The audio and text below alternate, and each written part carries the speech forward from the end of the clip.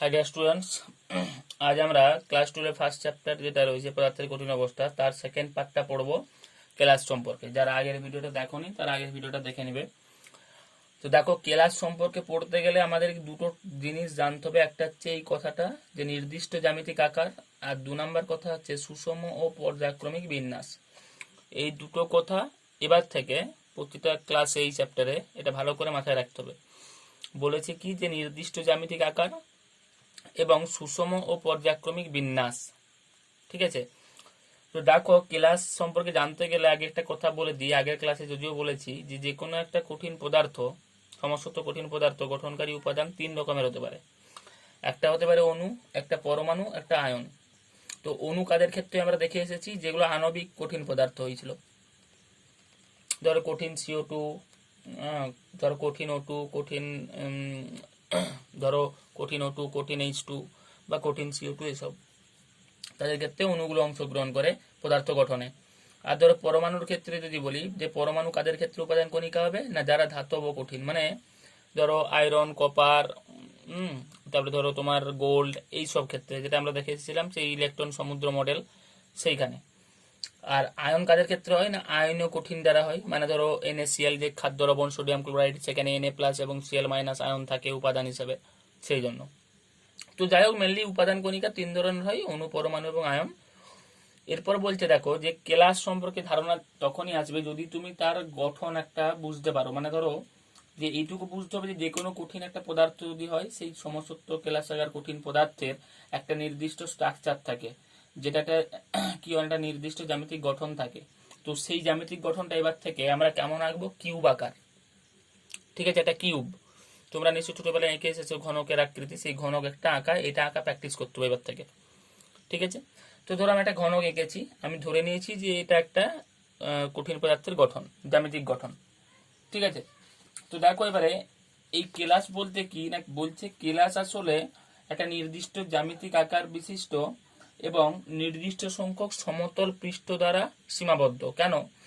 আমরা জানি ঘনকের কটা তল রয়েছে? ছটা। ধরো উপরে একটা, নিচে একটা, এই সাইড একটা, এই সাইড একটা, 4টা, ভিতরেরটা একটা, আর সামনের দিকে একটা, তাহলে 6টা হলো। সেই জন্য বলছে যে নির্দিষ্ট জ্যামিতিক আকার বিশিষ্ট এবং সমতল পৃষ্ঠ দ্বারা সীমাবদ্ধ কঠিন পদার্থ, যার মধ্যে কি হয় না, এই পুরো এই আকারটা যে আমি এঁকেছি, এটার পুরোটার মধ্যেই কি থাকে, এই কঠিন পদার্থটা গঠনকারী যে উপাদান কণিকা থাকে, সেই উপাদান কণাগুলো এই পুরো গঠনটার চারিদিকেই সুষম এবং পর্যায়ক্রমিকভাবে বিন্যস্ত থাকবে।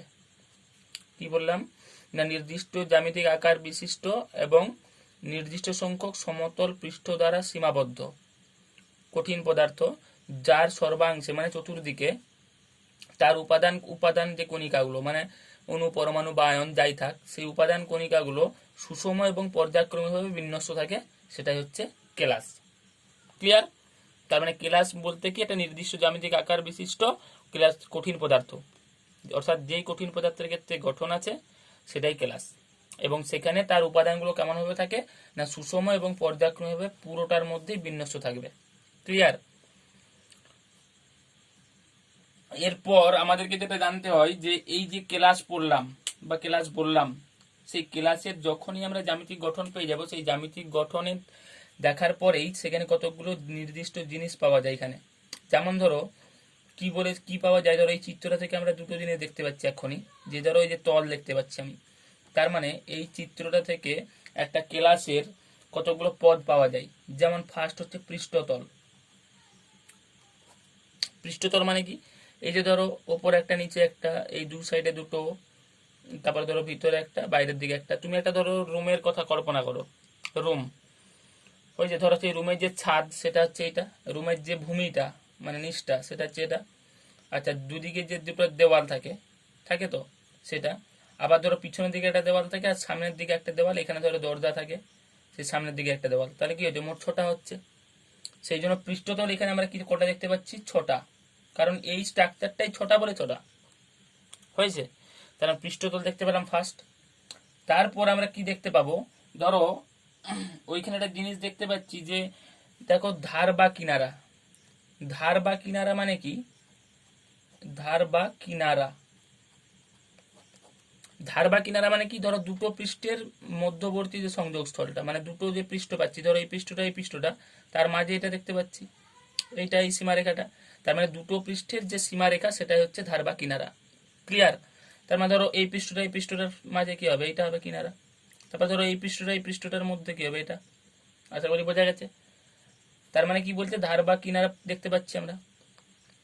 এরপর আরেকটা জিনিস আমরা দেখতে পাবো, যে ধার বা কিনারা দেখার পরে যে জিনিসটা হচ্ছে কিনা আন্তঃপৃষ্ঠীয় কোণ হয়েছে। আন্তঃপৃষ্ঠীয় কোণ মানে কি, দেখো আমরা যে ধার বা কিনারা পেলাম হয়েছে, যে ধার বা কিনারা পেয়েছি সেটা কার সাপেক্ষে পেয়েছি, ধার বা কিনারা যাই পাই সেটা পৃষ্ঠতলের সাপেক্ষে পাচ্ছি, মানে দুটো পৃষ্ঠতলের যে সীমানা বা দুটো পৃষ্ঠতলকে যেটা আলাদা করে রেখেছে যে রেখাগুলো, সেগুলো হচ্ছে ধার বা কিনারা। এবারে দেখো এই দুটো পৃষ্ঠতলের মাঝে যে কোণটা থাকবে সেটা হচ্ছে আন্তঃপৃষ্ঠীয় কোণ হয়েছে। আন্তঃপৃষ্ঠীয় কোণ সেটাই, ধরো এটা একটা আন্তঃপৃষ্ঠীয় কোণ হতে পারে, এটা একটা হতে পারে, এটা একটা হতে পারে, তাই না? তার মানে কি দেখতে পাচ্ছি, যে ধরো যে ধার বা কিনারাগুলো আছে সে দুটো ধার বা কিনারার মধ্যবর্তী কোণ বললেও হবে, অথবা তুমি যদি বলো যে দুটো পৃষ্ঠতলের মধ্যবর্তী কোণ সেটা বললেও হবে হয়েছে। তার মানে আন্তঃপৃষ্ঠীয় কোণ পাচ্ছি। তার মানে এই স্ট্রাকচারটা থেকে আমরা তিনটে জিনিস পেলাম, একটা পৃষ্ঠতল, একটা ধার বা কিনারা এবং একটা আন্তঃপৃষ্ঠীয় কোণ হয়েছে। এই হচ্ছে কেলাস। আশা করি বোঝা গেছে। এরপর আমাদেরকে জানতে হবে যে কেলাস জালক বা স্পেস ল্যাটিস সম্পর্কে। কেলাস জালক বা স্পেস ল্যাটিস এই কথাটার সঙ্গে মোটামুটি তোমরা যেহেতু কেলাসটা বুঝতে পারছো তাহলে দেখো এটা অবশ্যই বুঝতে পারবে যে কেলাস জালক বা স্পেস ল্যাটিস। দেখো ল্যাটিস কথাটা থাকা মানেই কেলাস জালক, এটুকু বুঝতে হবে তোমাকে ফার্স্ট। যে যদি কোথাও ধরো শুধু ল্যাটিস কথাটা আছে সেটা মানেও কি কেলাস জালককেই বোঝানো হচ্ছে। ঠিক আছে, তো দেখো এবারে কেলাস জালক কি, সেই জন্য আমি ধরো দুটো কিউব এঁকেছি, কারণ কি কেলাস মানে এরকম গঠন আকৃতি আসবে, তার এবারে জালক তৈরি করবো আমরা, দেখবো, সেই জন্য আমি দুটো কেলাস আগে এঁকে নিয়েছি। এবারে ধরো কেলাসের ক্ষেত্রে কি হয়, যে উপাদান কণাগুলো থাকে সেই উপাদান কণাগুলো ধরো আমি একটা করছি কঠিন CO2 ক্ষেত্রে, এটা ধরো কঠিন CO2 কে আমরা কি বলি, শুষ্ক বরফ বলি, তাই তো? এটা নিশ্চয়ই ক্লাস 7-8 পড়ে এসছো যে কঠিন কার্বন ডাইঅক্সাইডকে কি বলা হয়, শুষ্ক বরফ। দেখো শুষ্ক বরফের ক্ষেত্রে আমি কি কি দেখতে পাচ্ছি, একটা কার্বন আছে আর দুটো অক্সিজেন পরমাণু আছে, তাই তো? তার মানে উপাদান কণিকা যে থাকে তার মধ্যে দেখো CO2 অণুই থাকছে, কিন্তু সেই CO2 অণুর মধ্যে আবার দেখো পরমাণু হিসেবে কার্বন একটা, দুটো অক্সিজেন। ঠিক আছে, দেখো যদি সেটা কেলাস হিসেবে আমি কল্পনা করি বা কেলাস হিসেবে যদি আমি তার গঠনটা আঁকতে চাই, তখন কি হবে, যে তোমার কি বলবো কৌণিক বিন্দুগুলো রয়েছে এই কিউবটার, সেই কৌণিক বিন্দুগুলোতে আগে অবস্থান করবে হয়েছে। কেমন ভাবে, ধরো মাঝে একটু কালো করলাম সেটা সি, তারপর সাইডে দুটো এঁকে দিলাম ও, অক্সিজেন হয়েছে। আবার ধরো এখানে মাঝে সি, সাইডে দুটো অক্সিজেন। আবার ধরো এখানে মাঝে সি, সাইডে দুটো অক্সিজেন। এখানে ধরো মাঝে সি, সাইডে অক্সিজেন। প্রান্ত বিন্দু মানে তোমার হচ্ছে কৌণিক বিন্দুগুলোতে শুধু আঁকছি হয়েছে।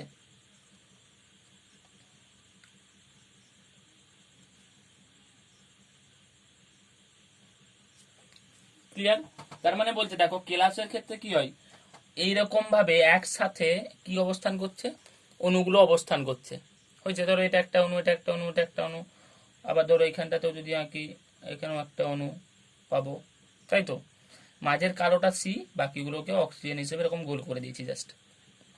এবার ধরো এর মাঝে আরো থাকতে পারে চারিদিকে, কারণ কেলাসের ক্ষেত্রে কি বলেছিলাম, সুষম এবং পর্যায়ক্রমে বিন্যস্ত থাকবে উপাদান কণাগুলো, কারণ চারদিকে থাকতে পারে, ভর্তি ধরো ভিতরে আছে। কিন্তু দেখানোর সুবিধার্থে আমি যেহেতু জালকটা বলবো কেলাস জালক, সেই জন্য কেলাসটাতে আমি কি দেখালাম, শুধু উপাদান কণাগুলোকে শুধু কৌণিক বিন্দুতে দেখিয়েছি। ক্লিয়ার? দেখো তাহলে এখানে কি দেখতে পাচ্ছি, কেলাসের ক্ষেত্রে উপাদান কণাগুলো কিন্তু সবাই দেখতে পাচ্ছি আমি, মানে CO দেখতে পাচ্ছি, তাই তো? এরপর দেখো এটা হচ্ছে কেলাস, তার মানে এটা কি না কঠিন CO2 কেলাস বা শুষ্ক বরফের কেলাস এটা। এবার যদি ধরো আমি জালক বলি, কেলাস জালক, সেখানে কি হবে, এইখানে কেলাসের ক্ষেত্রে যে উপাদান কণাগুলোকে আমরা দেখিয়েছি পুরো সেই রকম দেখানো চলবে না। কি হিসেবে দেখাতে হবে না, কৌণিক বিন্দুগুলোতে শুধুমাত্র বিন্দু হিসেবে দেখাতে হবে, জাস্ট এরকম বিন্দু হিসেবে হয়েছে। মানে এখানে আর সে অক্সিজেনের জন্য বাইরে আবার এক্সট্রা করে কিছু এসব করা চলবে না হয়েছে। শুধু জাস্ট কি করেছি, বিন্দু হিসেবে কল্পনা করা হয়েছে। তার মানে কেলাস জালকের ক্ষেত্রে কেলাস গঠনকারী যে উপাদান কণাগুলো, সেই উপাদান কণাগুলোকে কি হিসেবে কল্পনা করেছি, জাস্ট বিন্দু হিসাবে। হয়েছে? দেখো, বিন্দু হিসেবে কল্পনা করলেই যে ত্রিমাত্রিক গঠনটা পাবো সেটাই হবে কেলাস জালক। হয়েছে? তার মানে কেলাস আর কেলাস জালকের মধ্যে পার্থক্যটা কি? কেলাসের ক্ষেত্রে উপাদান কণাগুলোকে সম্পূর্ণরূপে দেখানো হয়, কিন্তু কেলাস জালকের ক্ষেত্রে উপাদান কণাগুলোকে বিন্দু হিসেবে কল্পনা করা হয়। ঠিক আছে? এই হচ্ছে কেলাস এবং কেলাস জালকের মধ্যে বেসিক ডিফারেন্স। এবারে দেখো, তাহলে কেলাস জালকের ক্ষেত্রে কি বললাম না, কেলাস জালকের ক্ষেত্রে উপাদান যে কণাগুলো, সেই উপাদান কণাগুলোর অবস্থান বিন্দু হিসেবে ধরে নিলে সেই বিন্দুগুলো এই যে সুষম এবং পর্যায়ক্রমভাবে বিন্যস্ত হবে এবং যে ত্রিমাত্রিক গঠনটা পাবো তখন সেটা হয়ে যাবে কেলাস জালক বা স্পেস ল্যাটিস। হয়েছে? এখানে কি হচ্ছে, তারা এই বিন্দুগুলো আসলে কি উপাদান কণিকা, তার মানে সেই বিন্দুগুলো সুষম এবং পর্যায়ক্রমভাবে বিন্যস্ত হবে। বিন্যস্ত হলে যে ত্রিমাত্রিক গঠনটা পাবো সেটাই হচ্ছে কেলাস জালক বা স্পেস ল্যাটিস। কার স্পেস ল্যাটিস? কেলাসটার স্পেস ল্যাটিস। তার মানে CO2 এটা হচ্ছে কেলাস, কঠিন CO2, সেই কঠিন CO2 কেলাস জালক হচ্ছে এইটা। ক্লিয়ার? নিশ্চয়ই বুঝতে পারছো কেলাস জালক। এবারে ধরো তোমাকে যদি বলে যে জালক বিন্দু বা ল্যাটিস বিন্দু মানে কি? ল্যাটিস বিন্দু মানে যে বিন্দুগুলোতে কেলাস জালকের মধ্যে যে বিন্দুগুলোতে কেলাস গঠনকারী উপাদান কণাগুলো অবস্থিত। কি বললাম, বুঝতে পারছে? তার মানে কেলাস বিন্দু বা তোমার ধরো ল্যাটিস বিন্দু বা জালক বিন্দু মানে কি না, কেলাস জালকের মধ্যে যে বিন্দুগুলোতে কেলাস গঠনকারী উপাদান কণাগুলো অবস্থিত সেই বিন্দুগুলোকেই বলা হয় ল্যাটিস বিন্দু বা জালক বিন্দু। হয়েছে? তার মানে বলতে পারি একটা কেলাস জালক গঠিত হয় কি দ্বারা? ল্যাটিস বিন্দু দ্বারা। বলা যাবে তো? অবশ্যই বলা যাবে, কারণ ল্যাটিস বিন্দুগুলোই কি কাকে ডিনোট করছে? উপাদান কণাগুলোকে। ক্লিয়ার? এই হচ্ছে কেলাস এবং কেলাস জালক। আশা করি বোঝা গেছে। এরপর আমাদেরকে যে জিনিসটা জানতে হবে সেটা হচ্ছে একক কোষ সম্পর্কে। দেখো, একক কোষ মানে কি? প্রথমে তোমাকে বুঝে নিতে হবে যে একক কোষ মানে হচ্ছে একটা ল্যাটিস মানে তোমার কেলাস জালক তৈরি করার জন্য যে মনোমারটা দরকার হয় বা যে ক্ষুদ্রতম বেসিক প্যাটার্নটা দরকার হয়। ওই জন্য একক কোষের দুটো জিনিস জানতে হবে। একটা হচ্ছে একক কোষ হচ্ছে বেসিক প্যাটার্ন একটা। হয়েছে? ধরো ঘর তৈরি করতে গেলে কি লাগে? ইট লাগে। অনেকগুলো ইট একসঙ্গে যুক্ত হলে একটা দেওয়াল তৈরি হয়। সেই দেওয়ালটাকে পুরো ভাবো যে সেটা একটা ল্যাটিস বা কেলাস জালক এবং প্রতিটা ইট হচ্ছে একক কোষ। ক্লিয়ার? তার মানে সেই একক কোষটাকে কি হতে হবে? ক্ষুদ্রতম একটা বেসিক প্যাটার্ন বা ক্ষুদ্রতম একটা মৌলিক বিন্যাস হতে হবে।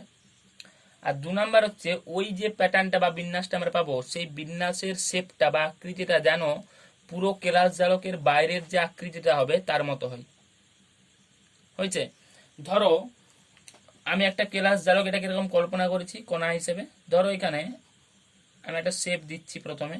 ধরো এটা একটা শেপ, আবার ধরো এটা একটা শেপ বা এটা একটা, আমি ভাবলাম যে এটা একটা একক কোষ হবে। হয়েছে?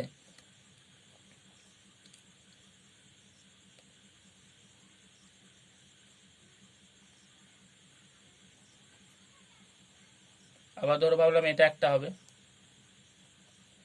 হয়েছে?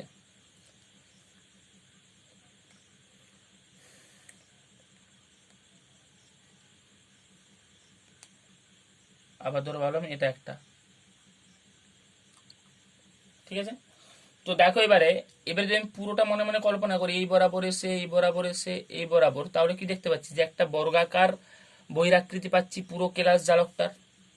তো তার সাপেক্ষে এবার যদি দেখি এইটা এবং এইটা, এই দুটো কিন্তু একক কোষ হিসেবে গণ্য হবে না। গণ্য হবে কোনটা কোনটা? এইটা এইটা। তাই তো? তাহলে এই দুটো হচ্ছে দেখতে পেলাম কি যে পুরো কেলাস জালকের যে বহিরাকৃতি তার সঙ্গে এই দুটো মিলছে। হয়েছে?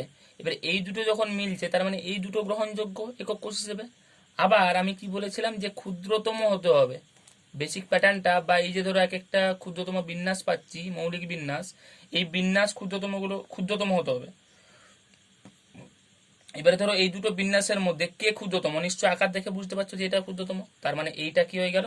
একক কোষ হয়ে গেল পুরো ল্যাটিস্টার বা পুরো যে কোষ আমরা যে তোমার জালক মানে কেলাস জালকটা পাচ্ছি, সে পুরো কেলাস জালকটার ক্ষেত্রে কি হয়ে যাবে, এইটা হবে একক কোষ তার। তার মানে এইরকম গুলোকে যদি পরপর আমি বসাই তাহলে পুরো ক্লাসটা তৈরি হবে বা পুরো ক্লাস জালকটা তৈরি হবে।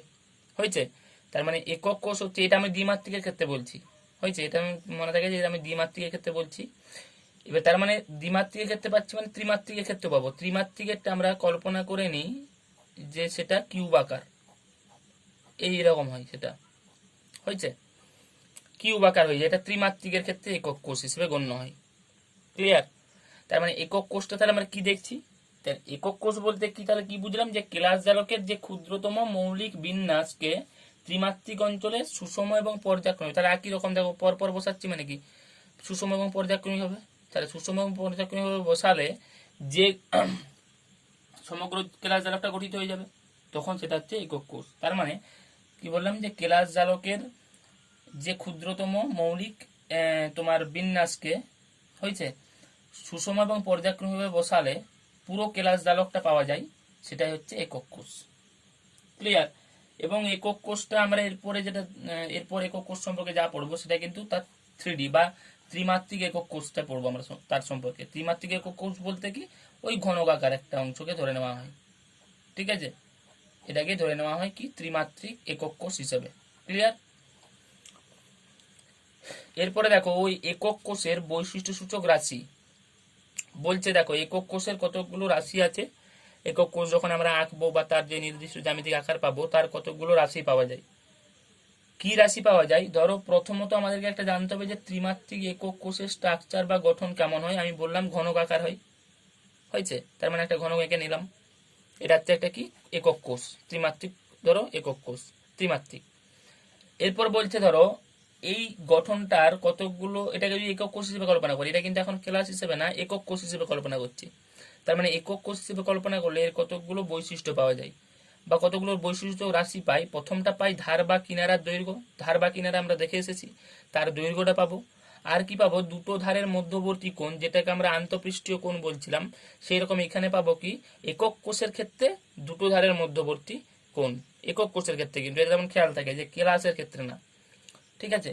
তাহলে ধরো আমি একটা একক কোষ আঁকছি ত্রিমাত্রিকের ক্ষেত্রে, ধরো ঘনকাকার হিসাবে। আঁকলে আমি কি পাবো, এরকম পাবো নিশ্চয়ই।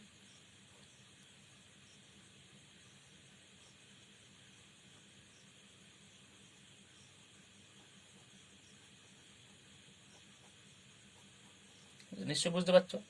এবারে ধরো আমি কি কি পাবো, প্রথমে কেলাস অক্ষ জিনিসটা আমাকে কি দেখতে হবে, কেলাস অক্ষ। কেলাস অক্ষ বলতে কি, ধরো 3D তো, ত্রিমাত্রিক তো, তার মানে কি আমি ধরো এই বরাবর বাড়িয়ে দিলাম একটা, এই বরাবর একটা বাড়িয়ে দিলাম, আর এইটাকে এই বরাবর বাড়িয়ে দিলাম। তাহলে আমি ধরো এটা এক্স, এটা ওয়াই এবং এটা জেড অক্ষ পেলাম।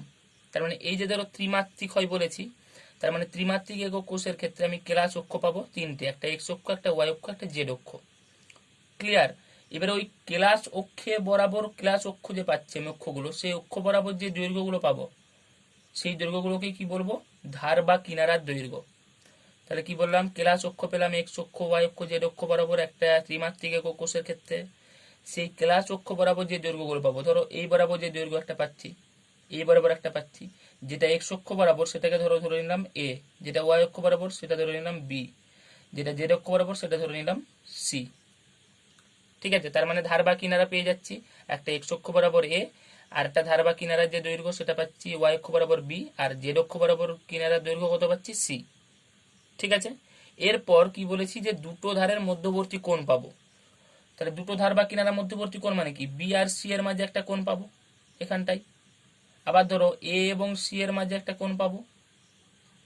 আবার ধরো কার কার মাঝে পাবো, এ এবং বি এর মাঝে। ধরো বি আর সি এর মাঝে, এখানে জায়গা নেই তাও লিখে দিচ্ছি, ধরো বি আর সি এর মাঝে যেটা পাবো সেটাকে আমরা আলফা দিয়ে প্রকাশ করবো, আলফা। ধরো আমরা ইচ্ছা করলো আমি আলফা দিয়ে প্রকাশ করলাম। তারপরে এ আর সি এর মাঝে ধরো বিটা দিয়ে প্রকাশ করলাম, বিটা। তারপরে এ আর বি এর মাঝে যে কোনটা পেলাম সেটাকে প্রকাশ করলাম গামা দিয়ে। হয়েছে? তার মানে কি কি পেলাম, ধার বা কিনারার দৈর্ঘ্য পেলাম কি না কেলাস অক্ষ বরাবর। হয়েছে? তারপরে যে দৈর্ঘ্যগুলো পেলাম সেই দুটো দৈর্ঘ্যের মধ্যবর্তী কোণ পেলাম, একটা হচ্ছে ওয়াই এবং জেড অক্ষ বরাবর যে ধার বা কিনারার দৈর্ঘ্য তাদের মাঝে কোণ হচ্ছে আলফা, তারপরে জেড আর এক্স এর ক্ষেত্রে বিটা, এক্স এবং ওয়াই এর ক্ষেত্রে গামা। তার মানে কি বি এবং সি এর মাঝে আলফা কোণ, সি এবং এ এর মাঝে বিটা, এ এবং বি এর মাঝে গামা। তো এ হচ্ছে একক কোষের ক্ষেত্রে বৈশিষ্ট্য রাশি। তার প্রথমে ধার বা কিনারা তিনটে পেয়েছি, আর দুটি ধারের মধ্যবর্তী কোণ হিসেবে যেটা পেয়েছি সেটাও তিনটা পেয়েছি। এটা এবিসি আর এটা হচ্ছে আলফা বিটা গামা। ক্লিয়ার? এরপর আমাদেরকে যেটা জানতে হবে সেটা হচ্ছে বিভিন্ন ধরনের যে একক কোষ হয়, বিভিন্ন ধরনের একক কোষ হয়, ঠিক আছে? মানে একক কোষের যে বিভিন্ন কাইন্ডের যে ডিফারেন্ট কাইন্ডের যে ধরো ইউনিট সেল হয়, সেই ইউনিট সেল সম্পর্কে আমাকে জানতে হবে। সেই জন্য আমি কি করেছি, দেখো চারটে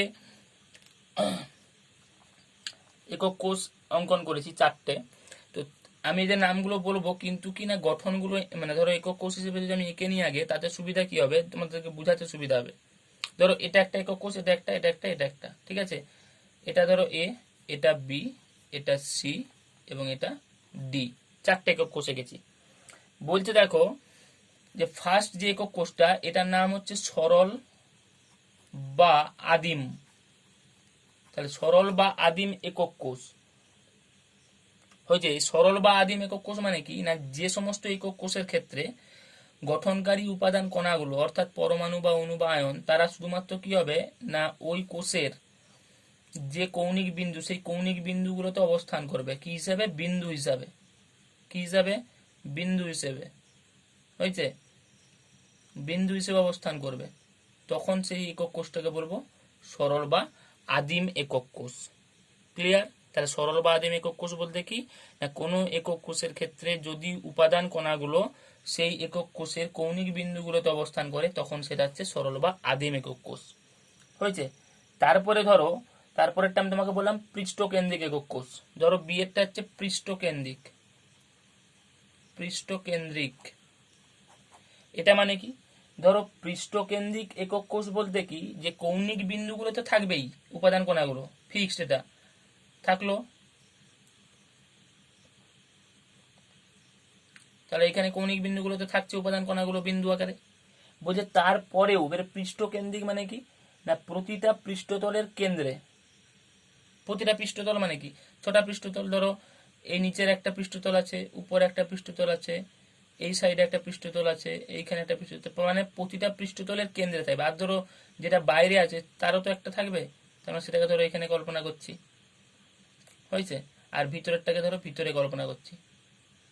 তার মানে দেখো প্রথমে কি হলো, কৌণিক বিন্দুগুলো তো থাকলো, তারপরে যে যতগুলো পৃষ্ঠতল আছে প্রতিটা পৃষ্ঠতলে থাকবে, পৃষ্ঠতলের কেন্দ্রে উপাদান কণাগুলো থাকবে, তখন সেইটা একক কোষটাকে বলবো কি, পৃষ্ঠকেন্দ্রিক। ঠিক আছে? পৃষ্ঠকেন্দ্রিক মানে কি, প্রতিটা পৃষ্ঠের কেন্দ্রে, প্রতিটা পৃষ্ঠের যে কেন্দ্র হবে মানে মাঝামাঝি অবস্থান আর কি, প্রতিটা পৃষ্ঠের যে মাঝামাঝি অবস্থান, সেই মাঝামাঝি অবস্থান বা কেন্দ্রের দিকে একটা করে মানে তোমার উপাদান কণাগুলো থাকবে। তাছাড়া স্বাভাবিক কোণটাতে মানে ধরো কৌণিক বিন্দুগুলোতে তো থাকবেই, এটা স্বাভাবিক। আবার ধরো তারপরেরটা আমি তোমাকে তো বললাম দেহকেন্দ্রিক। দেহকেন্দ্রিক মানে কি, দেখো বলছি দেহকেন্দ্রিক, তার মানে দেহকেন্দ্রিকের ক্ষেত্রেও কি হবে, ধরো পৃষ্ঠকেন্দ্রিকের ক্ষেত্রেও কি হয়েছিল, প্রথমে কৌণিক বিন্দুগুলোতে ছিল, তার মানে একই রকম দেহকেন্দ্রিকও কি হবে, কৌণিক বিন্দুগুলোতে থাকবে প্রথমে উপাদান কণাগুলো, গঠনকারী যে উপাদান কণা সেই উপাদান কণাগুলো থাকবে প্রথমে বিন্দু আকারে। কোথায় থাকলো না, তোমার কৌণিক বিন্দুতে থাকলো। হয়েছে? এরপরে দেখো নাম হচ্ছে দেহকেন্দ্রিক মানে বডিতে, তাই তো? এবারে দেহকেন্দ্রিক মানে কি, ধরো পুরোটা যদি ধরা হয় বডি, তাহলে সেই বডির একদম সেন্টার যেটা হবে, এটা ভাবোনি যে ধরো ভিতরের দেওয়ালে রয়েছে, ভিতরের দেওয়ালের কেন্দ্রে না, একদম যে ছোটা দেওয়াল আছে সেই ছোটা দেওয়ালের মাঝে। ধরো একটা রুম, তুমি বসে আছো, সেই রুমের একদম টপ মানে মানে মাঝামাঝি, মানে যে অবস্থানটা থেকে প্রতিটা তলের মানে দৈর্ঘ্য একই হবে। হয়েছে? এমন একটা অবস্থান যে অবস্থান থেকে প্রতিটা তলের দৈর্ঘ্য বা দূরত্ব একই হবে, সেরকম অবস্থানে থাকবে একটা। হয়েছে? তার মানে কি না, যে কোষের ক্ষেত্রে কৌণিক বিন্দু ছাড়াও কোষের দেহ কেন্দ্রে একটা গঠনকারী কণা থাকে, সেটা হচ্ছে দেহকেন্দ্রিক। আরেকটাকে বলা হয় প্রান্ত কেন্দ্রিক। কি বলে না, প্রান্ত কেন্দ্রিক। হয়েছে? এটা প্রান্ত কেন্দ্রিক মানে কি, তাহলে দেখো এখানেও কি একই রকম কি হবে, প্রথমে কৌণিক বিন্দুগুলোতে থাকবে উপাদান কণাগুলো, তাহলে কৌণিক বিন্দুতে থাকলো উপাদান কণাগুলো বিন্দু আকারে। এরপর প্রান্ত কেন্দ্রিক মানে কি, প্রান্ত কেন্দ্রিক মানে হচ্ছে ধরো এইটা একটা পৃষ্ঠ, এই পৃষ্ঠে যদি থাকে কোণাটা একটা কোণা, তাহলে তার বিপরীত পৃষ্ঠও থাকবে। তার মানে কি উপরের বিপরীত পৃষ্ঠ কি নিচেরটা হবে। সেই জন্য বলছে যে প্রান্ত কেন্দ্রিক মানে কি না, যে একক কোষের ক্ষেত্রে কৌণিক বিন্দুতে তো উপাদান কণাগুলো রয়েছে, তা বাদেও বিপরীত সমান্তরাল পৃষ্ঠের কেন্দ্রে এই গঠনকারী কণাগুলো থাকবে। বিপরীত সমান্তরাল পৃষ্ঠ মানে কি, এটার সাপেক্ষে এটা বিপরীত এবং সমান্তরাল, তার মানে এই দুটো পৃষ্ঠে রয়েছে, অথবা ধরো এই দুটো তো নেই, এইখানে রয়েছে এইখানে রয়েছে, থাকতে পারে বিপরীত পৃষ্ঠ, হয়েছে। তার মানে প্রান্ত কেন্দ্রিকের ক্ষেত্রে কি হবে না, কৌণিক বিন্দু ছাড়াও বিপরীত সমান্তরাল পৃষ্ঠে উপাদান কণাগুলো থাকে। ক্লিয়ার? এই 4 ধরনের একক কোষ হয়, হয়েছে। এরপর লাস্ট আমাদেরকে একটা জিনিস জানতে হবে যে ব্র্যাভেস ল্যাটিস। ব্র্যাভেস ল্যাটিস বলতে কি, ব্র্যাভেস একজন বিজ্ঞানী যার নাম অগাস্টে ব্র্যাভিস, হয়েছে, অগাস্টে ব্র্যাভিস এর নাম, এই বিজ্ঞানীটার নাম। তো তিনি কি করেছিলেন না, মোট 14 রকমের ল্যাটিস বা কেলাস জালক আবিষ্কার করেছিলেন। 14 রকমের মানে 14টা আর কি টোটাল। ওই জন্য বলে এখানে শর্ট কোশ্চেন পড়ে যে টোটাল ব্র্যাভেস ল্যাটিসের সংখ্যা কত। ব্র্যাভেস ল্যাটিসের সংখ্যা হচ্ছে 14টা, হয়েছে। শুধু এইটুকু এখান থেকে শর্ট কোশ্চেন পড়ে যে ব্র্যাভেস ল্যাটিসের সংখ্যা কটি, 14টি, যার নাম হচ্ছে অগাস্টে ব্র্যাভিস। ইনি একজন বিজ্ঞানী যিনি মোট 14টা কেলাস জালক আবিষ্কার করেছিলেন, যার মধ্যে 7টা কেলাস জালক, 7টা, যার মধ্যে 7টা কেলাস জালক হচ্ছে তোমার আদিম বা যেটাকে আমরা কি বলে এসেছি সরল, তাই তো। তার মানে 14টা ব্র্যাভিস ল্যাটিসের মধ্যে 7টা হচ্ছে সরল বা আদিম একক কোষ দ্বারা গঠিত, হয়েছে।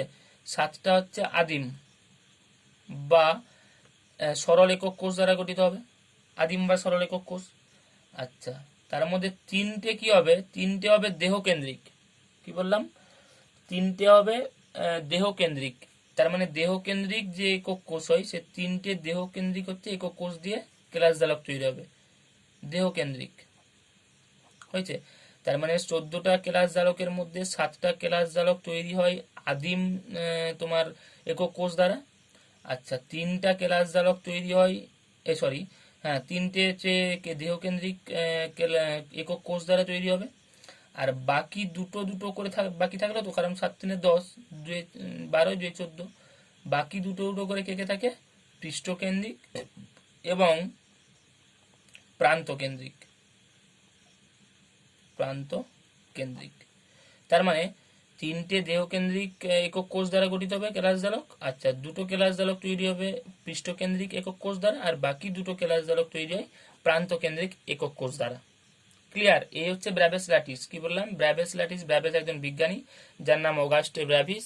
ইনি কি করেছিলেন না, 14টা ক্লাস জালক আবিষ্কার করেছিলেন, 14 রকমের, হয়েছে। সেই 14 রকমের যে ল্যাটিস আবিষ্কার করেছিলেন, সেই 14টা ল্যাটিসের মধ্যে 7টা ল্যাটিস তৈরি হয়। 7টা ল্যাটিস মানে কি, কেলাস জালক, তার মানে নিশ্চয়ই একক কোষ রয়েছে, যে একক কোষটা দ্বারা পুরো কেলাস জালকটা তৈরি হয়, সেই একক কোষটা হচ্ছে আদিম। তার মানে 7টা আদিম একক কোষ দ্বারা কেলাস জালক বা ল্যাটিস তৈরি হচ্ছে। 3টা দেহকেন্দ্রিক দেহকোষ দ্বারা, সরি, দেহকেন্দ্রিক একক কোষ দ্বারা তৈরি হচ্ছে। আচ্ছা, দুটো তৈরি হচ্ছে পৃষ্ঠকেন্দ্রিক একক কোষ দ্বারা, আর বাকি দুটো তৈরি হয়েছে প্রান্ত কেন্দ্রিক একক কোষ দ্বারা। ক্লিয়ার? তো এই হচ্ছে আজকের বিষয়। নিশ্চয়ই বুঝতে পেরেছো যে একক কোষ, তারপরে তোমার কেলাস জালক এবং ব্র্যাভেস ল্যাটিস ও কোষের যে একক কোষের যে ভাগ, নিশ্চয়ই বুঝতে পেরেছো। তো এইভাবে তোমরা খাতাতে অবশ্যই প্র্যাকটিস করবে। খাতাতে যদি প্র্যাকটিস করো তাহলে দেখবে আঁকাটা কোনো কঠিনই না, একদম সোজা, সিম্পলি, হয়েছে। আবারও বলছি, এই যে একক কোষ থেকে স্টার্ট হলো, এখানে কিন্তু তোমাকে সবসময় ওই ঘনকের যে চিত্রটা, ওটা অবশ্যই ভালো করে প্র্যাকটিস করতে হবে। ক্লিয়ার? এবং যে দুটো জিনিস, একটা হচ্ছে নির্দিষ্ট জ্যামিতিক আকার বিশিষ্ট এবং অপরটা হচ্ছে সুষম এবং পর্যায়ক্রমিকভাবে বিন্যস্ত, এই দুটো কথা যেমন তোমার মাথায় গেঁথে থাকে, তাহলে কি হবে, পরে যে জিনিসগুলো আছে, ধরো প্যাকিং দক্ষতা, একক কোষ নির্ণয়, যে জিনিসগুলো রয়েছে, ওগুলো দেখবে একদম তোমার সিম্পলি লাগবে একদম, হয়েছে। ঠিক আছে, আজ এই পর্যন্তই। এর পরের দিন আমরা ওই তোমার একক কোষের যে সংখ্যা নির্ণয় হয়, কণা সংখ্যা যে নির্ণয় একক কোষের, তারপরে প্যাকিং দক্ষতা, এইসব সম্পর্কে এর পরের দিনে ক্লাসে আমরা আলোচনা করব।